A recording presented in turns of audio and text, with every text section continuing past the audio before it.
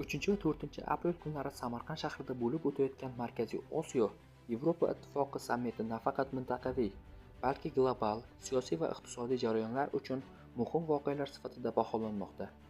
Ushbu sammit doirasida transport, logistika, raqamli infratuzilma, ekologiya, migratsiya, xavfsizlik, ta'lim va turizm sohalarida aniq rejalar shakllantirilishi kutilmoqda.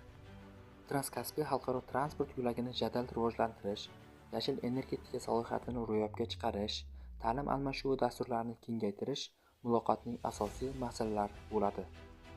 Shoshilinch o'z kanaliga layk va podpisatsiya bosib qo'yishni esdan chiqarmang. Hammaga rahmat.